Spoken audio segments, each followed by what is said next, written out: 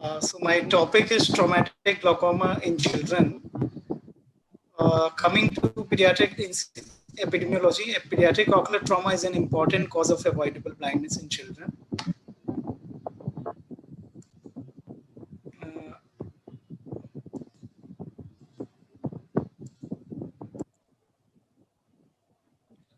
Approximately 3 to 5 million children suffer from ocular trauma, and significant number of children require hospitalization to manage these ocular trauma.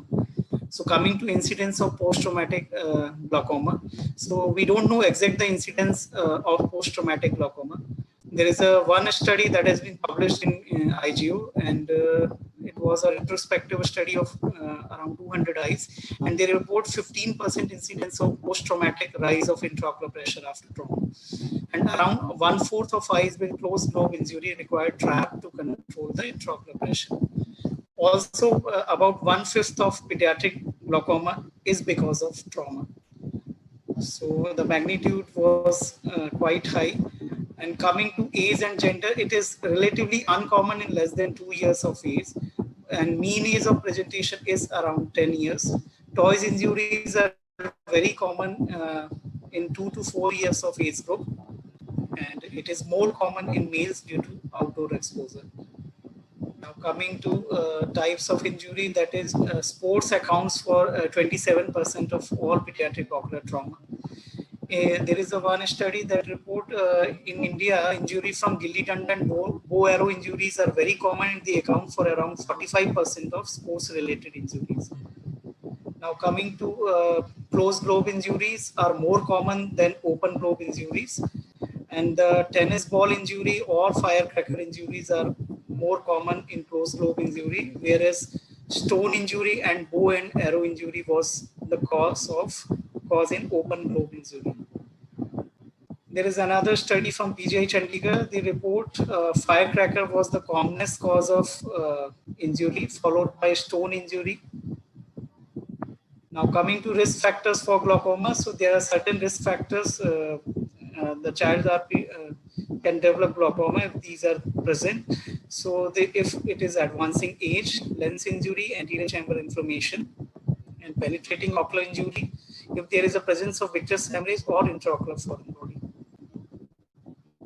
There are certain early predictor of traumatic glaucoma like increased pigmentation of angle, elevated baseline intraocular pressure, if there is a hyphema or lens displacement, or if there is an angle recession in more than 180 degree.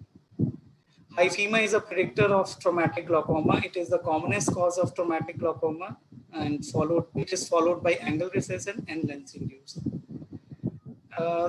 Hyphema occurs basically because of blunt trauma to the eyeball, and it is the tear in the ciliary face and rupture of arterial arcade along the iris root that causes the hyphema, and there is a clogging of trabecular measure with the inflammatory cells in RBCs. They cause the elevated intraocular pressure. There are chances of rebleed in hyphema. It is due to clot lysis or retraction. Aspirin use may exacerbate the rebleed. And if there is a rebleed, then there are chances of certain complication like raised intraocular pressure, corneal blood staining. There are certain indications for surgical drainage of hyphema. Generally, spontaneous resolution occurs in 95% of patients. If there is a persistent pain or corneal blood staining, if there is a grossly IOP elevation threatening the optic nerve. So in these cases, the surgical drainage of hyphema has to be done immediately. There is another entity that is angle recession glaucoma. In this, glaucoma occurs quite late, maybe years or decade later after the incidence of trauma. It is basically tears in the ciliary body muscles, and angle recession is basically an indicator of previous trauma. Angle recession per se does not cause glaucoma. It is the damage to the trabecular muscle that causes the glaucoma. So all eyes do not develop glaucoma after angle recession. Reported the various series have been reported 2 to 10% incidence of glaucoma after angle recession. It is more frequent if there is a greater than 180 degree of angle recession, and it is less common if there is a less than 180 degree of angle recession is there.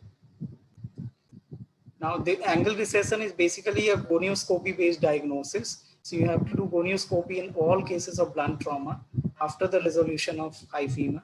So what we see is an irregular widening of ciliary body band, and there may be associated other signs of trauma like torn or absent iris processes, posteriorly attached iris root.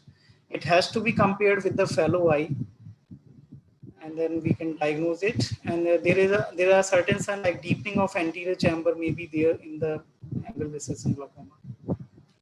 Now coming to management, they are generally managed with the medical therapy like topical anti-glaucoma drugs are started in the initial phase. Laser trabeculoplasty is an option, but it is generally much less effective. And the close and long follow-up is required in these eye because of there are chances of development of glaucoma, and other eye follow-up is also very essential because there is a risk of developing raised intraocular pressure in the other eye also in the later stage. There is another entity that is ghost cell glaucoma, so very rare children. Generally khaki colored cells block the trabecular meshwork. It occurs usually 2 to 3 weeks after trauma and vitreous hemorrhage. There's another entity like lens dislocation, anterior posterior dislocation. It also causes glaucoma. Penetrating ocular trauma also disturb the ocular structural alteration and blockage of trabecular meshwork, RBCs and inflammatory cells. They also cause the glaucoma. Now coming to management of traumatic glaucoma, initially we start with the medical management. And the drugs need to be avoided like pilocarpine, it exacerbates the pupillary block. PG analog also need to be avoided as it increases the inflammation. Brimonidine need to be avoided in children. Surgical management depend on the etiology. And at last, glaucoma filtration surgery required if it is inadequately controlled glaucoma after maximal anti-glaucoma medication. Topical mitomycin C is recommended. Failed trap cases or inflammatory glaucoma. Thank you so much.